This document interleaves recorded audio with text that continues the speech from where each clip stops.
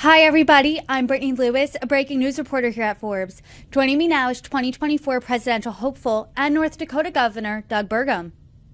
Governor Doug Burgum, thank you so much for joining me. Brittany, great to be with you. Thanks for having us on your show.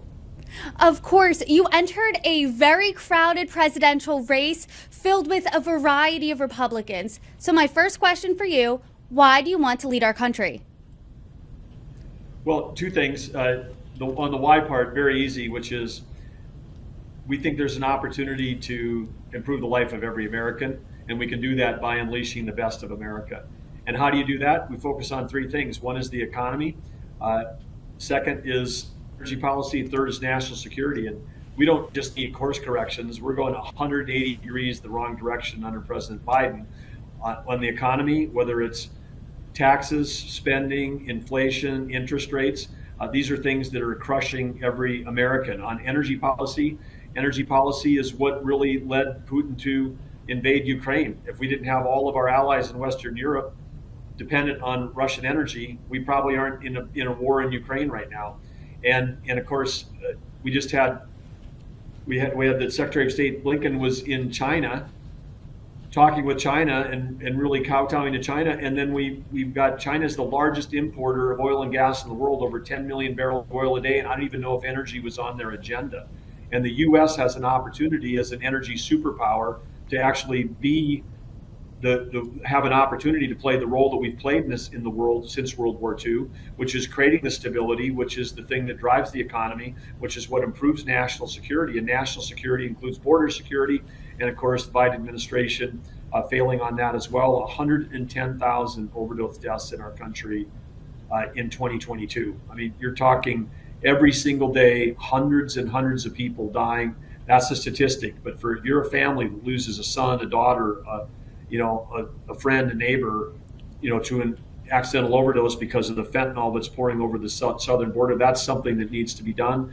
And North Dakota, along with many other states, we're sending National Guard troops to help do the job that the federal government's failing to do. Border security is part of national security. That's what this administration. So energy policy, the economy, national security, that's why we're running.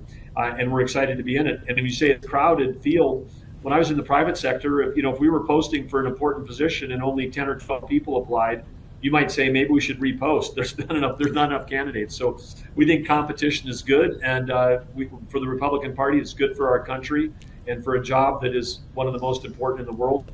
I think it's great that a lot of people are interested in it. You're talking about an overhaul of a wide range of policies here, and I'm excited to get into those. Immigration, national security, China, we are going to hit those. But first, I do want to talk about the competition. You were saying 10 to 12 candidates, and according to a recent Quinnipiac poll, you are running against some household names, including former President Donald Trump and former Vice President Mike Pence. But 90% of voters, according to this poll, haven't heard enough about you yet. So how do you overcome this? Well, we're on I think day 15 of our campaign, so we're excited to start telling the country about who we are and what we've done. We're obviously well known in the private sector, where I worked for over 30 years and built companies. I grew up in a small town in North Dakota. My dad passed away when I was a freshman in high school. He was a World War II Navy veteran. We had a small amount of land that I took that land after college. I mortgaged that land, literally bet the farm, and that was the seed capital for a software company. We built that company. We had customers in over 120 countries around the world, hundreds of thousands of customers, 2,000 team members. So those folks all know us. Part of the way we get our word out is that we just build off the success that we've had.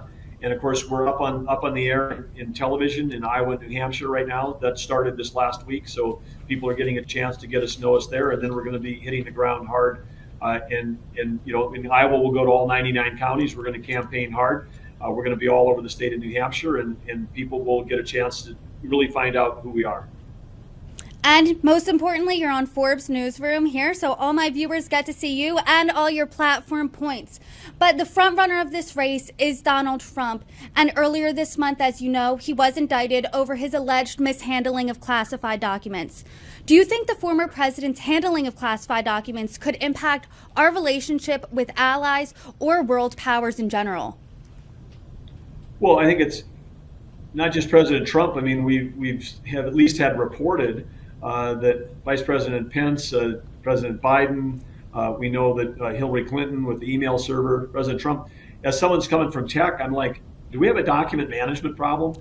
I mean, if you've got people that are leading our country and you've got sensitive documents and then you're leaving office, we should be able to figure out a way to actually make that work so that we don't spend our time as a country talking about some documents, obviously important documents, but that's what we're talking about. Of course, China, Russia, they love it when the United States in our democracy is spending all of our time talking about things like these documents as opposed to talking about the things that really matter to world peace, global stability, economy, things that, the things that are touching every American.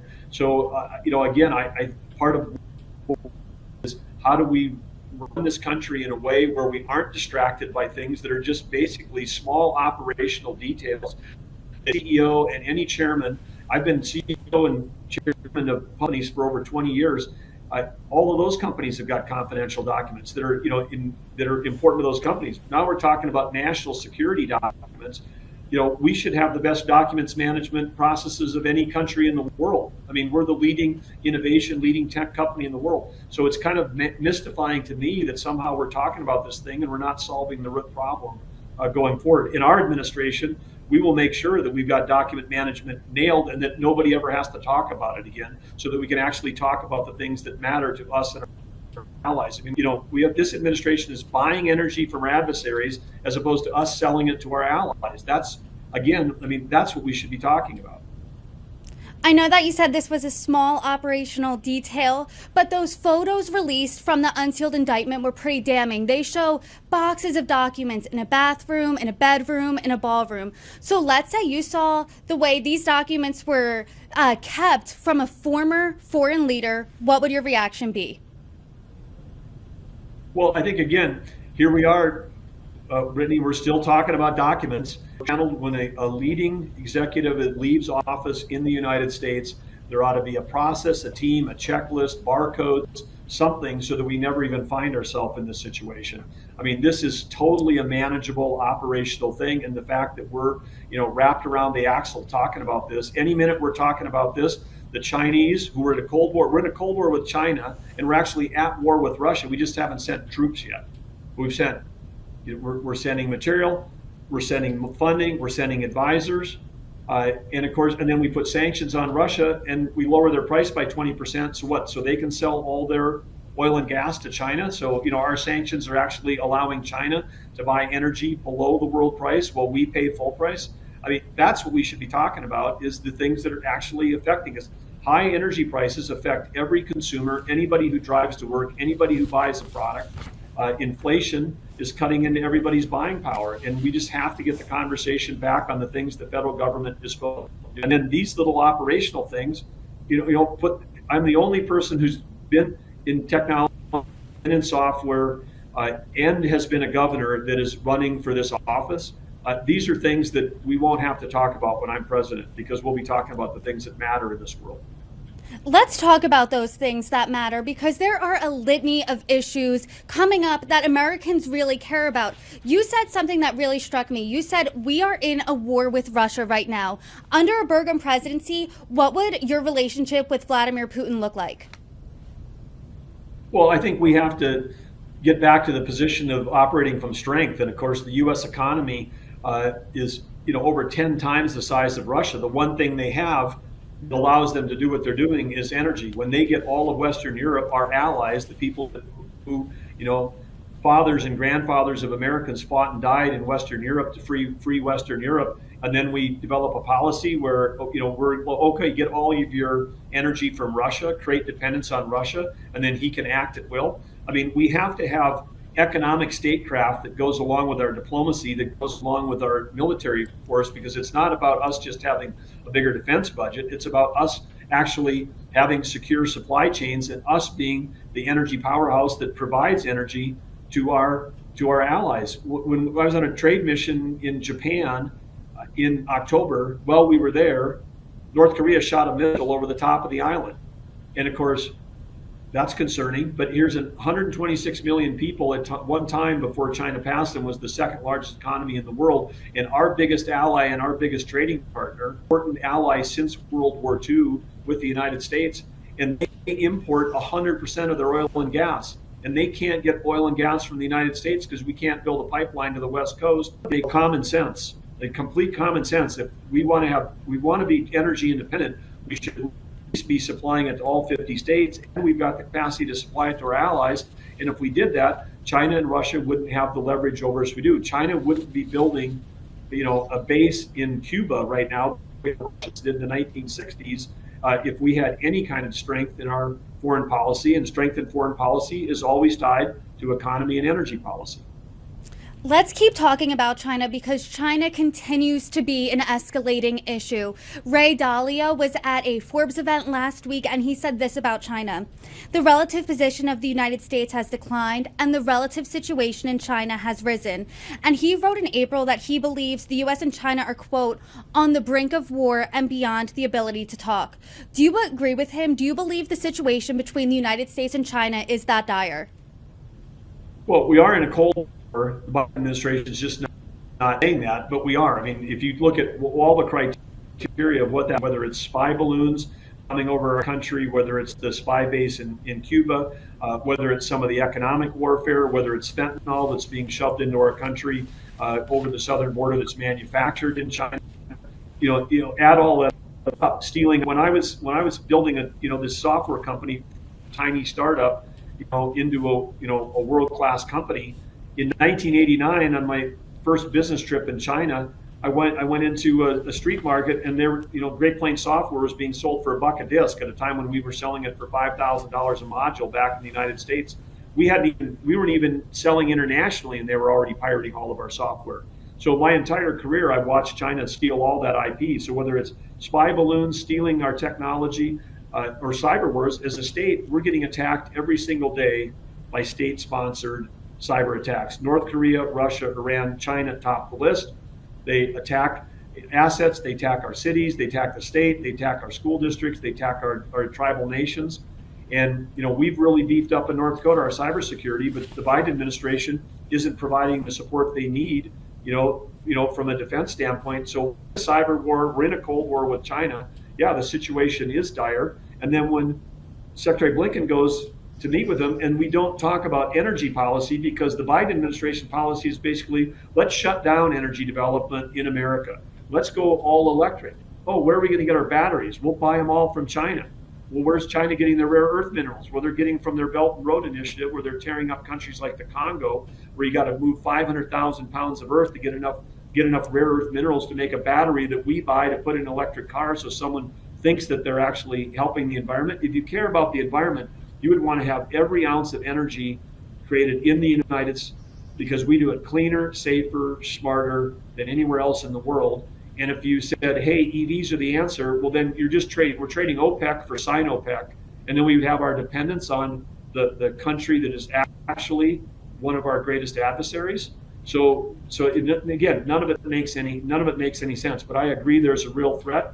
Japan, we talked about that. 100% of their oil and gas is coming through the South China Sea, and now China's got the biggest navy in the world. So the risks of what's happening, these near misses with airplanes and with the ships in the South China Sea near Taiwan, these are all the provocations that come along with a Cold War. Let's just call it what it is and start addressing it. And we have to get into a position where we negotiate from strength, not weakness. You're straight up calling it a Cold War. So under a Burgum presidency, how exactly are you navigating this? What would our relationship with China look like? How would you bring them to the table? What does that look like? Well, it has to start with energy policy. China is the largest importer of oil and gas in the world. Over 10% of the daily consumption around the world, 10 million barrels a day are imported every day into China. And and this is an opportunity where we have the potential to be, we are at the top, near the top, but we have an opportunity as an energy powerhouse to really control that discussion. Our two economies, the number one economy in the world, the US, the number two, China, those two things are interconnected. It's going to be impossible just to shut those two things off. And so we have to figure out, how do we strategically work with each other? And China is, has got to understand, with the hundreds and hundreds of millions of people in China that are still trapped in poverty, they've got a bunch of issues they have to deal with. And we actually have some things where, from an economic standpoint, we're in China's interest to figure out a way to not go to war with the U.S., because we're one of their biggest customers for a number of things, but for us to strategically decouple on things that are of national security, but figure out a way to make sure that they don't have an incentive to want to go to war from us. And part of that is making sure that we're supplying the Philippines, South Korea, Japan, all of those countries that we fought for, and folks like my dad fought for in the World War II, that we're supporting them with energy and supply chains so that they're not dependent on our adversaries. Again, selling energy to our allies versus buying it from enemies, that is the number one diplomatic and economic thing that we need to do immediately once we're in office. I do want to turn to one of the biggest issues facing Americans today, and that's the economy. And the economy, like I said, continues to be a top issue. It has faced a really turbulent time over the past year and a half. I'm at Forbes. We cover the economy and entrepreneurship at great length. So I'm curious, what do you think is needed to spur entrepreneurship and prosperity in America today? Well, I love that question, Brittany, because our economy is driven by entrepreneurs, small business owners, people that have an idea, they're chasing a dream. I've been there myself. I know the struggles it takes to build a business from scratch and try to chip away. And I've seen it as a small business owner. We were able to build that business into a large business. So I've seen it as a large company. I've seen it as running public companies in the software space. The red tape of the federal government, and I've also seen it as a governor now the last 6.5 years. The federal red tape, the Biden administration, there isn't one regulation that they don't think they can come up with that they think is going to solve a problem. But that problem isn't necessarily a law that's passed. Sometimes it's an ideology. We need to regulate, industry A out of business, and then we need to subsidize industry B because we think that's the right thing for the world. And this messing around with free markets and market forces, we said the answer has got to be innovation, not regulation. The U.S. built the world's largest and most dynamic economy, and you can go back to the earliest days of invention in our country, and whether it's electricity, light bulbs, flight itself with the Wright brothers, all the inventions we've had, with the whole revolution of personal computers, all of that was driven by innovation. And now we've got this, sort of ideological bent that somehow the federal government's job is to regulate everybody. It's not. In North Dakota, we passed 51 out of 52 red tape reduction bills this year, removing the burden from our businesses. We've got the highest workforce participation now, above 70%, highest in the country, and we're on a path to have the highest GDP of any state in the nation in North Dakota by focusing on innovation, not regulation. And like we did in North Dakota this year, we passed the largest tax cuts in the history of the state of North Dakota. And we can do that.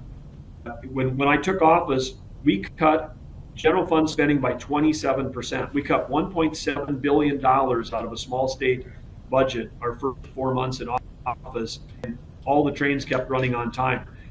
Most government is so inefficient and so out of date. There's ways where we can make government more efficient. And when we have 11 million jobs available in America, wouldn't it be a good idea to reduce some of the 2 billion workers that work for the federal government? Because the federal government has got to get out, just stop doing some of that stuff, move it back to the private sector. We need to make sure that between K-12, career and technical, and higher education, with workforce being such an issue, we've got to make sure that we're aligned and that all the money that this country spends on education aligns with what the needs we have so that everybody can participate in the 21st century economy. You sound like the governor who is adamant about cutting red tape. So I'm curious, let's say you're president, how do you scale this nationally? What policies are you looking to deregulate immediately day one? Well, I think this is the way we've done it in North Dakota is two ways, which is there are so many ways where red tape burdens individual citizens, taxpayers, small business, large business. We basically put a call out to the public and said, hey, what are the things that are causing you headaches? We put a call out to all of our cabinet leaders and said, what are the things that you have to spend time, your team members spend time on, that actually produces no value for the citizens of the state? We just come at it the way you would as a business leader, which is, hey, if we're trying to serve customers, we say, let's treat like the customers they are. Well, if you've got customers, you don't make it hard for customers to work with you. You don't make it hard for customers to buy from you. And there are so many things that the federal government does. I mean, it's as simple as, it's like, hey, you want a driver's license?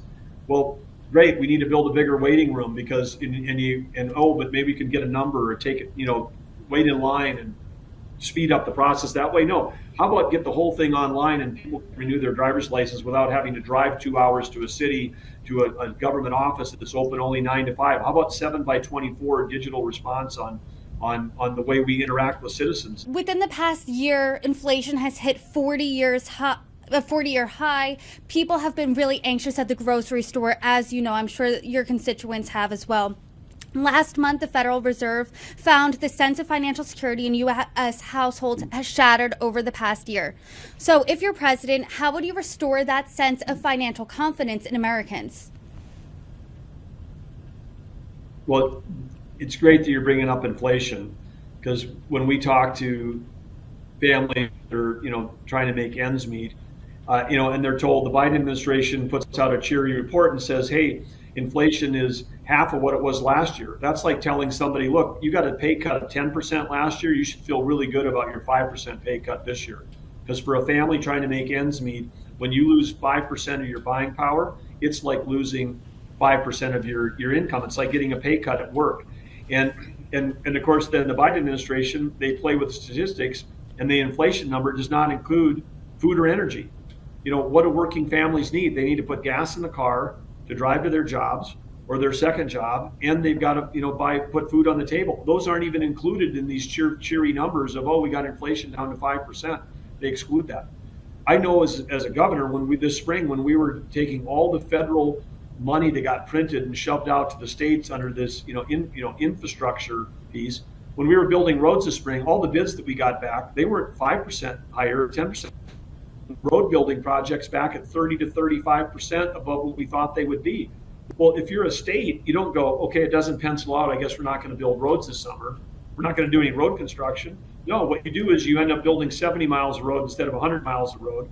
You suck up all the labor from the private sector, and then you continue to drive inflation. So we're in a spot actually right now where you could actually have stagflation, where you have a stagnant economy in the private sector and still have inflation because of all the government spending.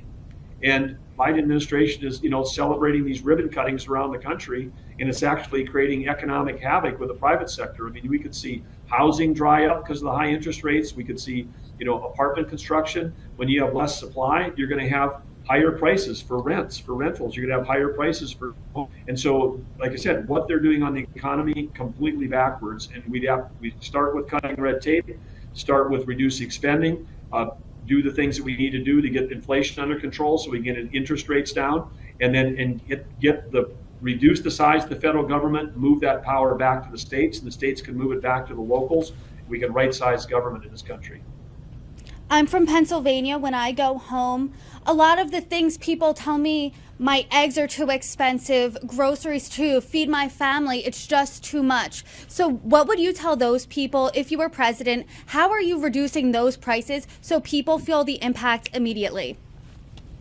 When we're talking about food, and it goes back to red tape, which states created the federal government, not the other way around. States, we have a Department of Environmental Quality. We can set the rules for how we do that within our state. And guess what? When you're living in a state like North Dakota where 90% of the land is marshes, do you think anybody wants to have bad soil health? Anybody wants to have erosion? Do you think anybody doesn't want to have clean air or clean water? No, and people own the land for multi-generations. They care more about that land and that water than any bureaucrat in Washington ever could. And yet they're trying to set a bunch of rules, 800 pages of rules, to say, here's how you're going to make your little spot of water on your farm. I mean, this is just the complete ridiculousness of overreach of the federal government. We were able to fight that in the courts. WOTUS got tossed out, the waters of the USA. And again, when you do that, that's a burden on every farmer. And when you put red tape burdens on farmers, that's what raises the price of food. So if we want lower price of food, then we've got to stop with the federal overreach. I do want to turn to a completely different subject, and that's AI. You mentioned your software background, so I'm interested for your take on this. Obviously, AI has really entered the national discourse, especially since November 30th, when ChatGPT was officially launched. So under your presidency, if you are elected, how would you manage AI? Well, it's interesting. We had our North Dakota State cabinet offsite with the 24 leaders that lead our agencies last week, and a big topic was how could we use the free AI tools that are available, the powerful tools, use that to deliver more efficient government. And it's hard for people to understand and comprehend, but if you said, if people in government feel like, hey, we're underpaid and overworked, and we've got too much red tape, or permitting takes 10 years and it should take 1 year, some of the tools that are available for free that are available right now have a way to actually increase the productivity for every business, but it certainly can be applied to make government more efficient. And we have 11 million jobs available in our country. We should not worry 1 second about the fact that this is going to eliminate some work, because we're short of workers in this country. And if AI can make it productive, then absolutely, let's have that. Let's figure out, again, as part of our innovation, how do we have the most innovative, most productive economy in the world? Raising the output per capita is the way we raise and improve the lives of every American. And now we will, and that tool is going to keep getting better and better. You want to embrace AI, but I do want you to repeat this. You do not think that AI will replace jobs. That's the number one question people ask me. Am I going to lose my job? You think no? Well, I think it's going to, I hope people lose the 10 or 20% of their job that they hate doing. I mean, that's, this could, any job that is being done today can be done with, it's like anybody that goes to work. Wouldn't you love to have an assistant that speaks 26 languages and can code, that could, sit next to you every day and be your co-pilot and help you figure out how to do your job better? I mean, write a draft for me because I've got a big meeting. I mean, it's like, all of these things are like, it's like everybody's got the most brilliant personal, and right now it's like literally it's free. So it's like the products that you're describing got to 100 million users faster than any product in the history of tech. Faster than the personal computer, faster than the cell phone, faster than the internet users. And so it's here. And we just have to figure out a way to figure out how to apply, how to apply it and how to make it work. But you pick any profession, we're short of doctors, we're short of nurses, we're short of teachers, we're short of all of these different professions.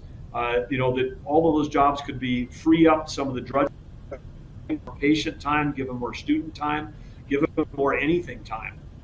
And I see across government, we can take all kinds of government jobs and make them more purposeful and more interesting by eliminating the portion of every job that can be done through automation. I do have two more hot button issues that I do want to get your take on. Both Democrats and Republicans that I've talked to across the aisle believe that there is a crisis at the southern border right now. I'm curious, under a Burgum presidency, what would you do to fix it? We're sending more troops, North Dakota National Guard, to help at the southern border. We've sent them in the past. We've got more that were scheduled to go this fall, but as part of this crisis that's going on, the border crisis, the fentanyl crisis, the humanitarian crisis, and this is specifically a role of the federal government. Part of the role of the federal government's got a limited set of things they're supposed to do. One of them is border security, and it's been completely abdicated by the Biden administration. And I've been down there myself. I've been down there with North Dakota troops. I know the first 30 days, our troops were down there 2 years ago. They apprehended 30,000 people in 30 days, 1,000 a day. And we're talking about only 120 people working in shifts in a 30-mile sector. The whole section was 90 miles long, and there was 60 of the 90 miles had nobody watching it. I'm like, where's the Border Patrol? Well, they're all back processing paper. So we have got to control the border. legal immigration coming through the legal checkpoints is what we need to do, as opposed to unauthorized crossings, happening, on low water points on the Rio Grande all across that border. So we've got to secure the border. That's the number one. We can't have a discussion in this country about legal immigration until we solve the illegal immigration. I think once we solve and secure the border, and as a border state on the northern border, we have 18 border crossings with Canada and North Dakota. People from the northern border have been shoved down to do paperwork on the southern border. And so now the Biden administration has got locations on the northern border that are closed. So we've got truckers doing agricultural work with our most important trading partner, Canada, that can't cross. So they got to drive 80 miles in one direction, 80 miles back, because the border is either closed or it's closed at 5 p.m. every day because of staffing shortages. So the border issue on the southern issue is causing trade costs on the northern border. The cartels, the human trafficking and the drug trafficking. I don't know if you want to call them, war casualties, but when we're losing 110,000 people a year to overdoses and we're not stopping the flow of those drugs, it makes every state in the country becomes a border state, because those drugs are killing people all over every day. Hundreds of people dying from drugs that are coming illegally across that border. So it has that we have to solve that on day one. I'm not a guy, when I ran for governor 2 times, that I've made campaign promises, because I'm a business guy and that seems like a political thing to do. But I have said in the 2 weeks we've been campaigning that in the first 2 weeks in office, I will personally be at the southern border. And it took about 2 years to get down there. I know from being down there, the troops are demoralized. They don't have enough support and staff. They're retiring early. They're leaving to go to other professions. And the situation is, the morale situation is bad and getting worse. They need leadership, and we would provide that. I think what's frustrating to a lot of Americans is there's a lot of talk about the southern border, but you don't see many solutions, especially bipartisan solutions. So when it comes to this issue, where do you see yourself working with Democrats? Well, I think that we have to at least come to an agreement and understand the federal government has got a specific set of jobs that they have to do. And I would hope that Democrats and Republicans would understand that having a secure border is the right thing to do for our country. And whether it's the overdose deaths, whether it's the human trafficking, whether it's us pushing back against massive organized crime, these are huge businesses and all kinds of money in terms of that's being spent on the human trafficking side, that we would just have to agree that every American should agree that our country is better served with having a secure border, and that if legally, then why not just come through the legal channels that we have? We have places where people can enter our country. And so let's do that. And then let's have a discussion, bipartisan, about immigration. I know from working in the tech world, and I know from working in agriculture, that legal immigration got all kinds of red tape. We need legal immigration, seasonal agricultural workers that come to North Dakota to help us get our crop off. Those folks, have been running through all kinds of red tape. And some of these folks might be coming back for the last 20 years. They come and stay with the same family. They come and work. There's so much red tape. When I was working in the tech industry, there was talented people that wanted to come to the United States that couldn't get visas. And so they would end up in Canada, sometimes working for the same company in Canada, but into the United States. Wouldn't we want to have highly educated, highly skilled people that want to come to the United States to work for U.S. companies, be able to do that? So we put them through 2, 3, 4, 5 years of red tape, and then we let people illegally cross the southern border. So the two things juxtaposed against each other make no sense. We have to stop the illegal and then make sure that we're cutting the red tape on legal immigration to make sure that again, our nation was built on immigration. In North Dakota in 1900, in the city of Fargo, 80% of the people in Fargo, English was their second language. Germans, Norwegians, everybody that was coming to help populate the Great Plains. That's what built our country. We've got to get back to being smart about how we do this, and it seems like some of it is just total common sense. And so we'd work with everybody to come up with solutions. But step one is we got to secure the border. I do want to switch now to another issue, and it's abortion. And you signed legislation earlier this year banning most abortions in your state. And this effectively signed into law some of the strictest anti-abortion measures in the United States. A recent poll that just came out shows that 57% of Americans oppose the Supreme Court's decision to overturn Roe v. Wade last year. So I'm curious, hearing that stat, do you think you are out of step with what most Americans want? Well, I can tell you what I do support, which is the to the states, because I think it is a state decision. But I also understand that what maybe the North Dakota legislature wants to pass is not the thing that is going to work in New York and California. So as president, you wouldn't sign legislation for a federal abortion ban? That's correct. I'm on the record saying no, I would not sign a federal abortion ban. I believe this belongs to the states. Governor, you supported Donald Trump in 2016 and 2020. Now going into 2024, you are running against him. So what makes you the better candidate?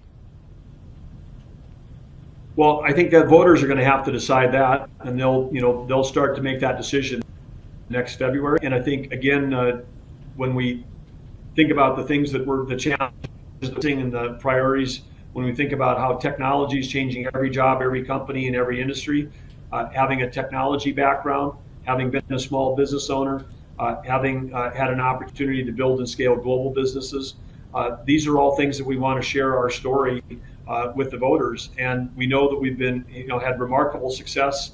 We talked about our record in North Dakota in terms of cutting red tape, cutting taxes, driving the economy, diversifying the economy. These are things, experiences from being both a business leader and an effective governor.